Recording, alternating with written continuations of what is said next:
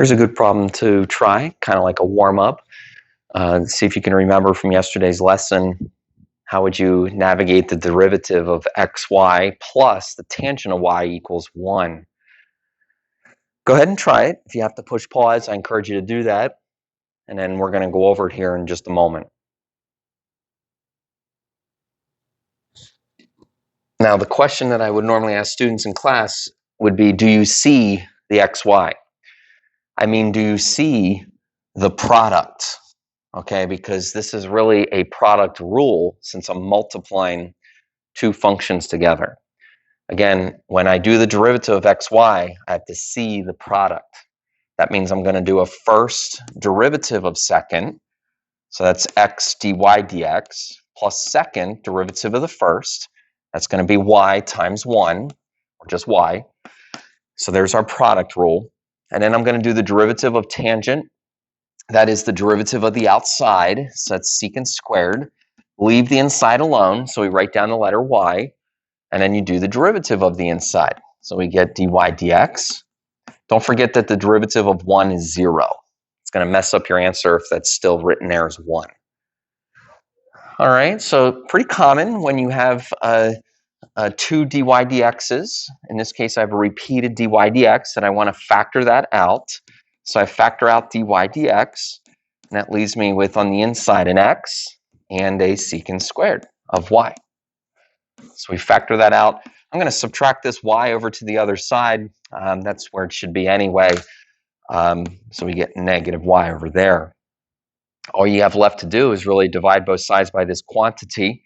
So I'm going to divide that over.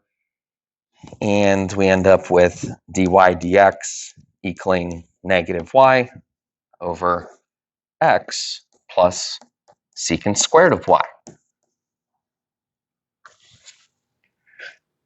And again, I just want to mention that it's very common to factor. It's very common to factor in these implicit problems. That doesn't mean you always do it, but it does happen quite a bit. So look for that when you have a repeated dy dx.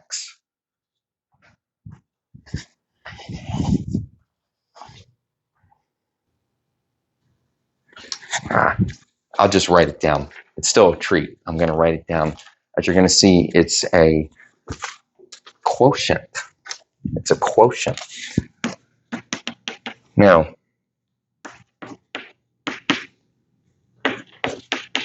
when you have a quotient,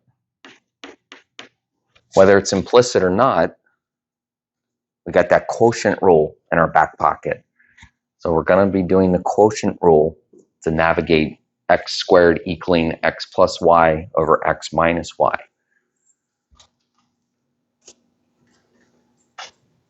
Okay, and now usually a quotient stands out. I know everybody looks at that and says fraction, but make sure when you see fraction that you say quotient rule. Don't do this. Don't just do the derivative of x and the derivative of y. And I don't even want to write the rest of it because that's not the quotient rule. You don't just do the derivative of the top and bottom. But you are going to eventually mix and match the derivative of the top and bottom, of course, using the rule. Now, also make sure you do the derivative of this side. Sometimes that's forgotten and then it kind of messes up your final answer. So you always do the derivative of both sides. Okay, but yeah, the derivative using the quotient rule is the bottom times the derivative of the top. And you see if you can kind of create that quotient rule. You can do it. You're gonna get a lot. You're gonna get a lot of terms here.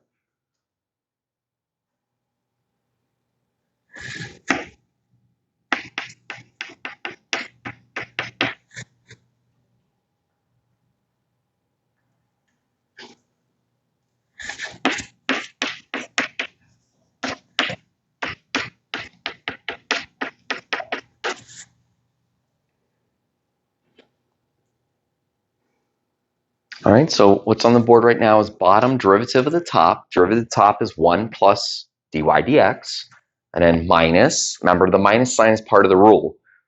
The top, x plus y, times the derivative of the bottom, Derivative of the bottom is just 1 minus dy dx. It's all over the bottom squared. Now, maybe you're wondering like what to do. That's kind of why we're doing this together. But honestly, the rest of this problem is algebra. And what to do is to realize that this dy dx and this dy dx, somehow we're trying to solve for those. So algebra would say that we kind of have no choice but to split this all up, to basically FOIL it and get it so that we can start moving things around. Also, let me give good news about the denominator. That denominator can real easily slide over here. And I'd say do it now. That way we don't have to look at it anymore. I hope you notice that I'm not foiling the denominator. There's really no reason to do that. I'm foiling the numerator because I want to get dy dx kind of split and pulled out of this. Okay, now you're just going to get a lot of terms. You guys know algebra, but you got to keep it all organized. You can look up here if you want to. All I'm doing is foiling. But again, you do get a lot of terms.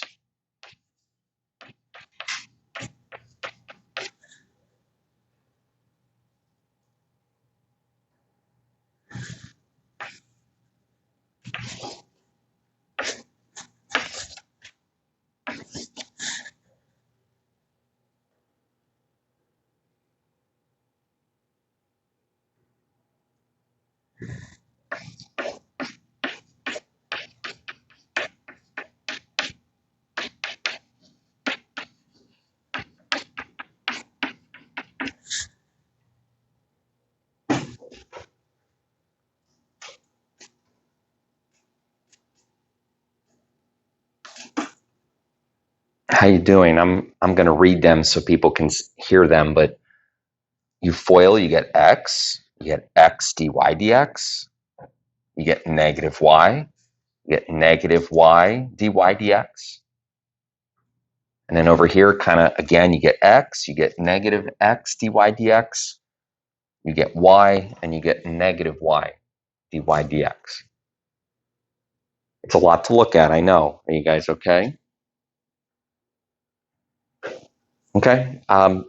This negative sign right here, this minus sign, it can be a bugger. I'm trying to emphasize that it's going to apply to all of this. So how do you like to do that? I like to, at this time, change this to a plus sign so that I can then distribute a negative. Okay, so these yellow signs now refer to my distributed version. Okay, it's no longer a minus sign. It's now a plus sign. Everything's been switched.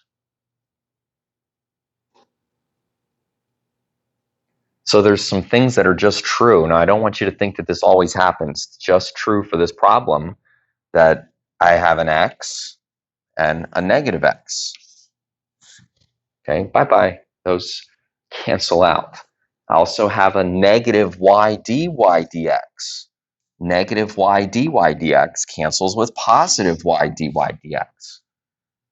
Again, it just so happens that they cancel out. And then there's just a couple terms left that actually are like terms. X dy dx, and another x dy dx. There's actually two of them there. So I have 2x dy dx. And then there's two negative y's. Those two negative y's are like each other.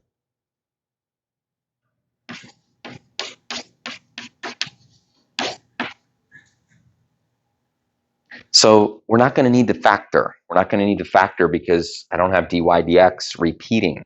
I just need to finish solving. So add 2y. Yes, add 2y. And divide 2x.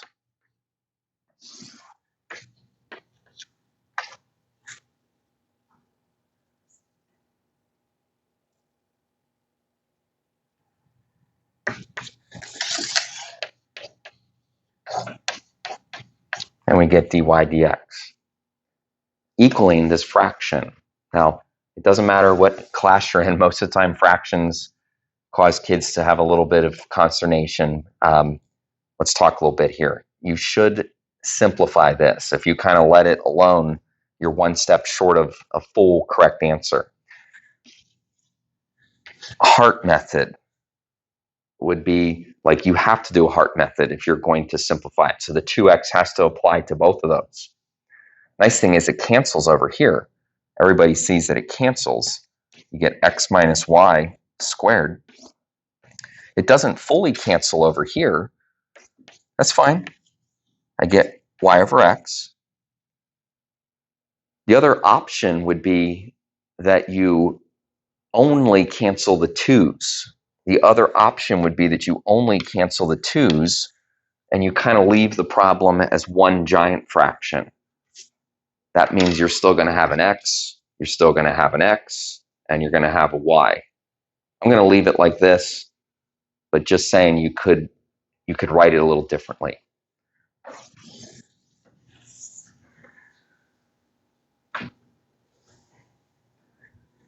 I know I've said this before, but it's just a big part of this class. Be careful when you're doing these problems in your assignment. Don't just copy out the solution manual, okay? It's too easy, but you're missing the idea. Go through the problem, check your work, see if you're missing any y's or negative signs, okay? You got to do the thinking. With implicit, you definitely have to practice this before you do it on a test or quiz. Now, the slide that I was flashed up here accidentally, let's do something with this answer. Let's do one of these. Okay, I usually like to mix in one of these equation questions for every kind of derivative. So here we are trying to find now an equation for this problem. You understand we've already done the hard work. We found the derivative. We found the slope formula. Now we just need to do something with this 1, 0. 1, 0.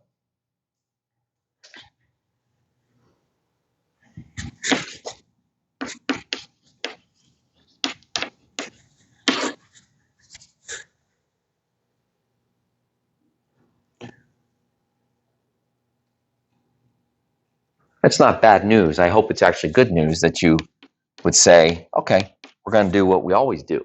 You're going to plug into your derivative. But just look, your derivative requires x and y.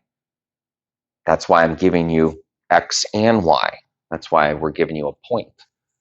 So I can plug in 1 and 0 into this formula. I'll show it, but it's actually some simple math.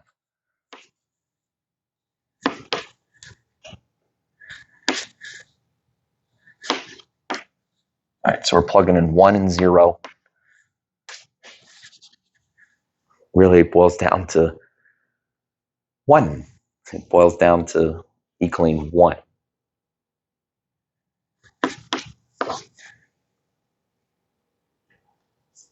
Of course, that means that your equation is y equals mx, 1x plus b.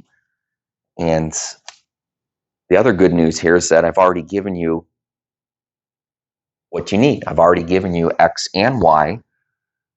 So you also can just plug those in and solve for b.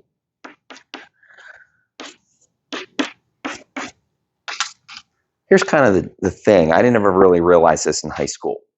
There's no reason, though, that you can't realize it. This equation right here, this kind of funky x squared equals x plus y over x minus y, that's a graph. It's just that we can't graph it with regular technology. We can't graph it by making a simple equation on our graphing calculator. Okay, you can't type that in. It's still a graph, though. I don't know exactly what it looks like. Maybe it circles around and does something different. Maybe it's not quite that weird, but it still is some kind of graph. This equation at 1, 0, now I'm going to get myself in trouble because I don't even have the 0.10 on here. So this equation at 1, 0 y equals x minus 1 still represents the tangent. Okay, it's just that you're not going to be able to draw it. You're not going to be able to draw it because this weird squiggly thing, we don't know really what it looks like. But my point is there's still a tangent. Okay, and we can come up with that.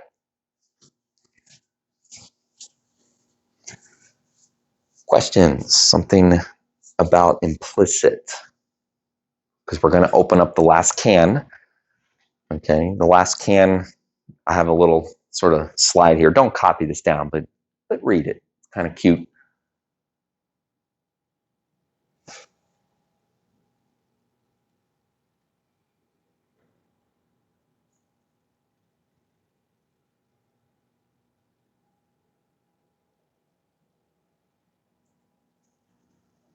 Maybe you don't know exactly what I mean by substitution. I mean, I know you know what substitution is, but maybe you're not sure what that means for this problem. But this is a pretty neat type of problem. It actually is one of the true joys of calculus.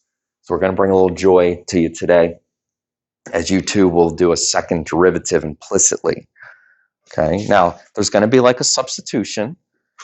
Everybody sees it. That's kind of what's neat about it. Let me show you how this will work.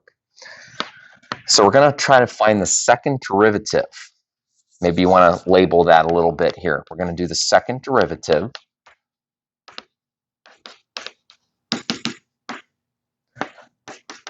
So here's our equation. 3x squared plus y squared equals 6. One thing that you'll discover is that when I ask you to do a second derivative, it does mean that the first derivative will be a little simpler. These problems already are complicated, but we will make the first derivative less complicated, which kind of makes it easier to do the second derivative. So with that in mind, how you doing? Are you able to do this first derivative with a little less complication? The derivative of 3x squared. Sometimes people second guess what's true and false. That's still 6x. It always will be. The derivative of y squared. Now, that's where we got to think a little bit about like an implicit chain rule. We have to think about doing the outside, which would give us a 2y to the first, or maybe just 2y. And then times the derivative of the inside is why we get a dy dx tacked on there. So a little 2y dy dx. And then I keep showing these kind of problems because you got to be careful when you have a constant out here that you say the derivative is 0. It's going to mess up our answer if that 6 keeps tagging along. All right, and then just solve for dy dx. Solve for dy dx, subtract 6x. Not a big surprise there. And divide by 2y. So we end up with dy dx equaling negative 6x over 2y, or better said as negative 3x over y. I hope that you would simplify the fraction to be negative 3x over y.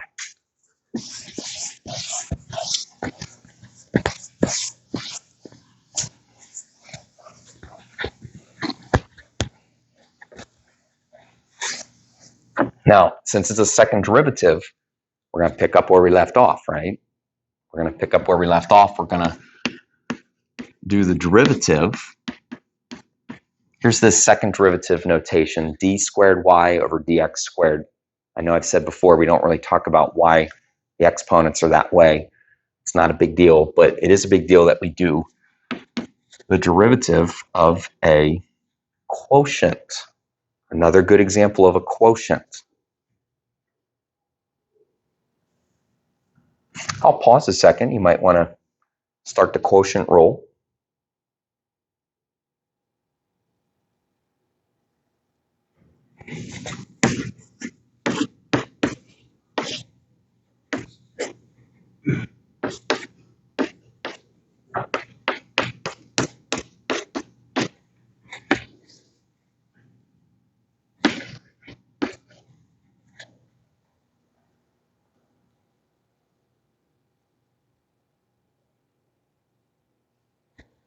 How's your quotient rule look?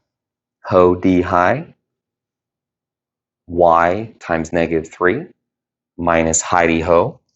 That'd be negative 3x for the numerator times the derivative of the denominator is dy. And then don't forget the ho-ho all over the bottom square.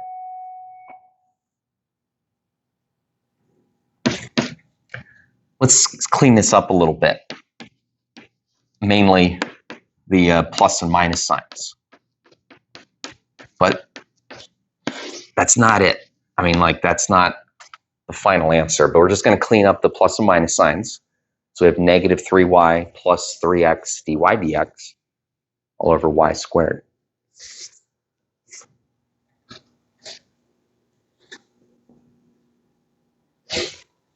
When taking the derivative of the derivative, remember that you already know dy dx. What does that mean? We already know dy dx. We already know that dy dx is negative 3x over y. So when you see that dy dx, it's kind of strange, but it's supposed to be there. But when you see that there, well, of course, they're equal. We can do a little substitution. Okay, we want this answer to be in terms of x and y.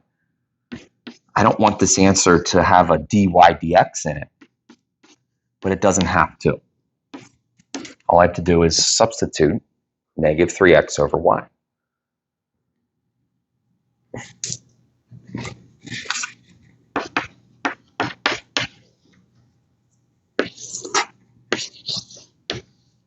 So we get negative 3y plus 3x with the substituted negative 3x over y all over y squared.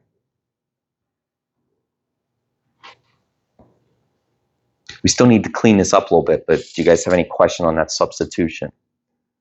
Because this is kind of like an always, like this will always happen, okay? Now, depending on what you have, there might be some other things that can happen.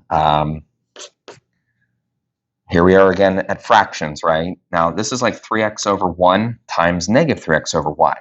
You should be multiplying these three x's together. You should be multiplying those three x's. So we end up with a negative 9x squared.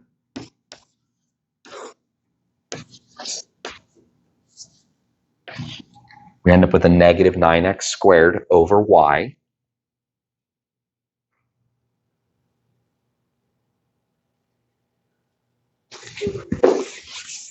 Now, depending on how much you've done with fractions, what I'm about to show you might look new, or maybe it confirms something that you were thinking.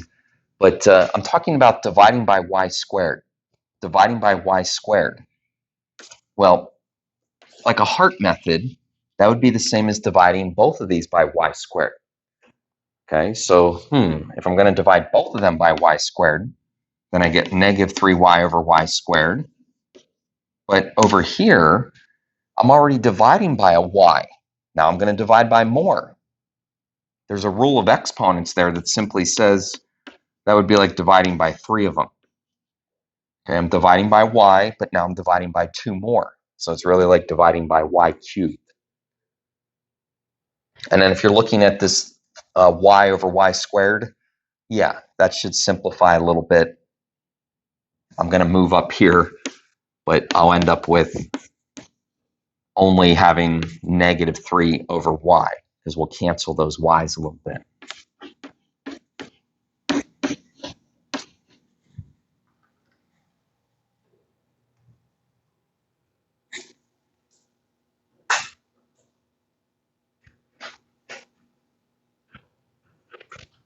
When you come back, there'll be actually one more thing that we can do with this, but I'm not going to squeeze it in. I'm going to end up getting cut off. So, and then there's a little bonus opportunity. I'm going to give you guys another problem, kind of like we did before, where just say, see if you can get it. I'm going to give you a second derivative.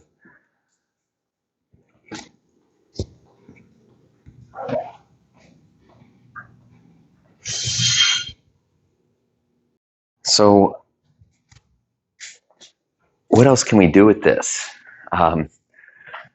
Well, it wouldn't be something I would expect to, you guys would figure out. And when I show it to you, I also don't want you to worry, like, what if I don't see this? Okay, what I did right here is good. It's correct. We did a lot of good stuff. We substituted, we simplified, but I also don't want to sell you short. I want to show you that sometimes there's kind of what I call like a super substitution. Okay, now it has to do with basically some awareness, and I'm just double checking here to make sure that what I'm going to show you is right. So it's some awareness of the original equation and what seems to be forming in this answer. But I need to help you see that a little more awareness. Two fractions. I know we split it up, but what if you put it back together? What if you make a common denominator? Now, to make a common denominator, we got to follow the rules of math. Like, I can't just throw a cube right there. What I really did was I put a y squared down there. That means I have to put a y squared up here. Okay, so we're making a common denominator by putting y squared into the problem. And again, something is starting to happen here. You say, what? Well, I've got an x squared, I've got a y squared. Also have some coefficients. Look at the original problem. I had an x squared, I had a y squared. Like I said, I'm showing you that sometimes this can happen. What's the this? Let me factor out. Let me factor out a -3 so you can see it a little better.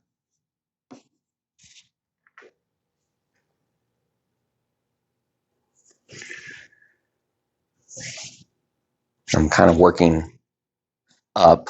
Go ahead. Y squared plus 3x squared equals 6. It is. It is. It's kind of one of those things just because that's the way the problem was given. Don't walk out of here thinking that that's always equal to 6. It's because that's how the problem is given. But if that's true, which it is, then I can say that my answer, my second derivative, now I'm working back down the other side here, is -18 over y cubed. It's pretty nifty. And it's just because the final answer was able to be basically equal to the original problem. Again, the final answer, the numerator, was able to equal the original problem. Sometimes that happens. Super substitution for a second derivative. Good. So on a test, what would you expect? Yeah, so as I was trying to say that I would not expect the super substitution for regular credit, but I know there's going to be some of you that you're going to see this in the assignment. It happens a few times. And if it happens on the test and you do it, you'd be in like some bonus territory. Okay. But we still want to be able to get to this. In other words, we still want to simplify kind of as much in a normal way that we can.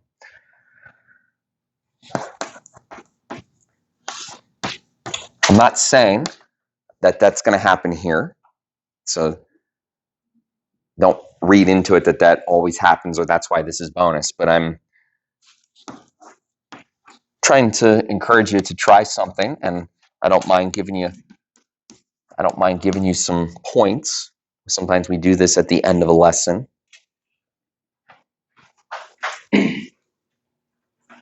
So we've got y cubed plus 3y, and it's equal to 3x. It's kind of like last time we did this. Put this in your notes. I'm not going to hand out a little slip of paper, but probably at like quarter after, so like 20 minutes. We'll see what you have, and then we'll see if we have to go over it.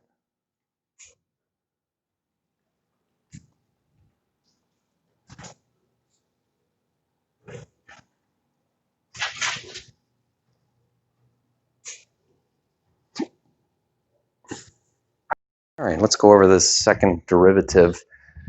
Sorry, it's not going to be bonus for my friends at home, but I still want you to see the answer. So how'd you do? When you do the first derivative, you want to be thinking a little bit about the chain rule here. So it's 3y squared, but then you get a dy dx. That's the derivative of the inside. Derivative of 3y is actually just 3, not 3y, but just 3, and then dy dx. So we still get a dy dx, but it's just 3 dy dx. Then derivative of 3x is just 3. All right, so a little factoring. You're going to have to factor out that dy dx. That leaves you on the inside with a 3y squared plus 3. And of course, that's equal to 3. And then we'll divide this quantity over to the other side. So when we divide both sides, we get 3 over 3y squared plus 3. Now, that's right, but it's going to be better if we simplify that before we do another derivative. So careful that you don't do something like this, where you just sort of cross out these 3's. Although, as you're going to find out, the 3's do cross out, but not that way. It's technically because I can factor out a 3 and now cross each factor from the top and bottom. We get 1 over y squared plus 1. Okay, now when it comes time for the second derivative, you're going to, I suppose I could say you could do a quotient rule. I say you could do a quotient rule because you could also think of this as just a negative exponent. I'm not going to do it that way, although it's easier. I could think of this as a negative exponent. I'm going to use the quotient rule because that's what most students end up doing. So bottom derivative of top. Well, the derivative of the top is 0. So that ends up canceling out half your quotient rule. But minus the top derivative of the bottom, that's just the number 1 times the derivative of the bottom is 2y dy dx. Don't forget all over the bottom squared.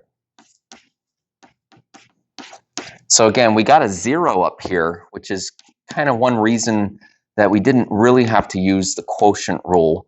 Although again, most students use it and it's fine. So we end up at negative 2y over negative 2y times dy dx all over y squared plus 1 squared. Now it's time for the substitution, right? You're going to substitute 1 over y squared plus 1. You're going to substitute that in for dy dx. Okay, so we do that substitution. You always do that. And we're getting pretty close. Okay, the question is, do you know how to put all this together? Because what we have is a fraction 1 over y squared within the big fraction. And let me help you. The easiest way possible to sort of put this all together is to think about this as a double division problem.